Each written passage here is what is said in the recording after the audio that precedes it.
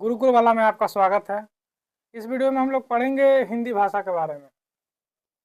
हिंदी भाषा के बारे में पढ़ेंगे तो पहले पढ़ते हैं भाषा। भाषा किसको कहते हैं?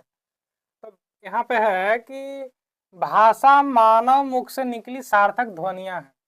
यानी कि मानव मुख से निकली एक सार्थक ध्वनियाँ हैं जिसका कोई अर्थ होता है। सार्थक कहने का मतलब है जिसका कोई अर्थ होता है, जो दूसरों तक अपनी बात को पहुंचाने का काम करती है। यानी कि किसी से हमको बात करना है, कुछ मांगना है, तो बोल करके, जाहिर सी बात है कि बोल करके हम उससे कुछ मांगेंगे। तो मांगने के लिए जो बात को बोलेंगे, जो ध्वनि को बोलेंगे और जिस रूप में बोलेंगे, वही एक सार्थक ध्वनि कहलाएगा और वही क्या कहलाएगा? एक भाषा कहलाएगा। यानी कि मानव मुख से निकली एक सार्थक ध्वनियां हैं। भाषा क्या है? एक सार्थक ध्वनि है जो दूसरों तक अपनी बात को पहुंचाने का काम जो है करती है। ठीक है।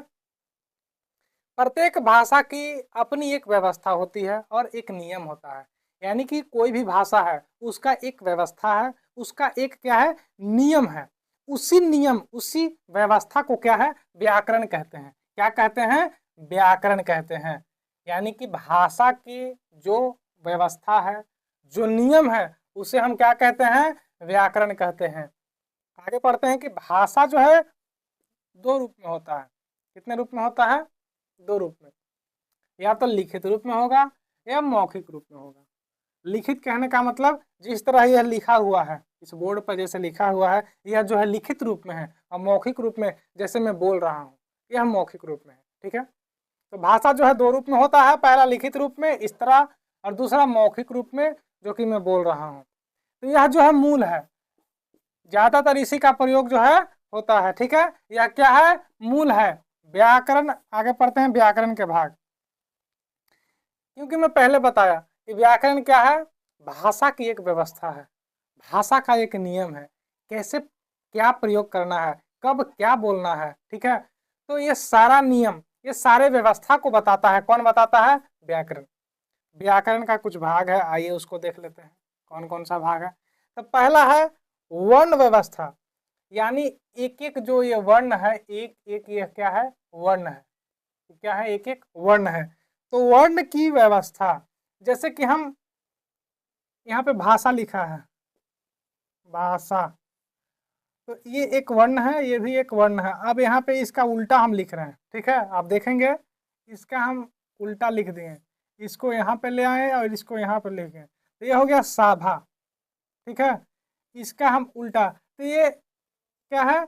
वर्ण का सही व्यवस्था नहीं हुआ, वर्ण का सही व्यवस्था नहीं हुआ। ये भ पहले होता और ये सा बाद में होता, भाषा कहलाता, तब ये सही व्यवस्था होता। तो वही पहले वर्ण की व्यवस्था करेंगे, इसके बाद ये जो शब्द बना, इस शब्द के बाद मानव। यहाँ पे है ना, भाषा एक शब्द है, मानव भी एक शब्द है। अगर मानव पहले हो जाता, भाषा बाद में हो जाता, तो यहाँ पे भी उल्टा फेरा हो जाता। तो फिर शब्द की व्यवस्था करेंगे। क्या करेंगे? पहले वर्ण की व्यवस्था, फिर शब्द की व्यवस्था। अब पद की व्यवस्था करेंगे। इसके बाद यहाँ पे कौन सा शब्द आ रहा है, इसके बाद यहाँ, इसके बाद यहाँ। ठीक है। तो उसी प्रकार से अब पद की व्यवस्था करेंगे, तब वाक्य की व्यवस्था करेंगे। अब ये पूरी तरह से एक वाक्य बन गया, ये पूरी तरह से क्या है? एक वाक्य बन गया। अब जो दूसरों तक इसको पहले लिखते और भाषा मानव इसको बाद में लिखते, तो यह सार्थक वाक्य नहीं बनता, ये सही वाक्य की व्यवस्था नहीं होती।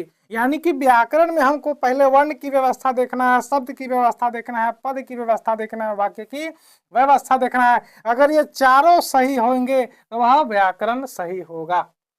ठीक है। आगे पढ़ते हैं कि हिंदी शब्द जो है फारसी भाषा से आया है।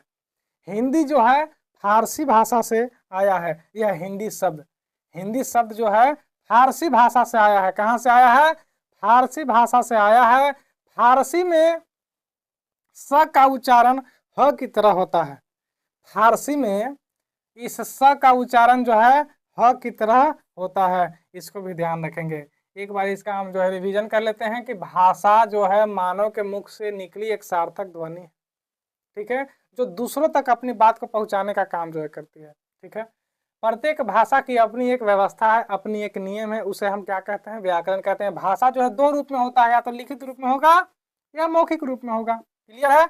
आगे व्याकरण देख लिए, व्याकरण के भाग हैं कि पहले वर्ण की व्यवस्था, शब्द की व्यवस्था, पद की व्यवस्था और वाक्य की व्यवस्था जो है होगा।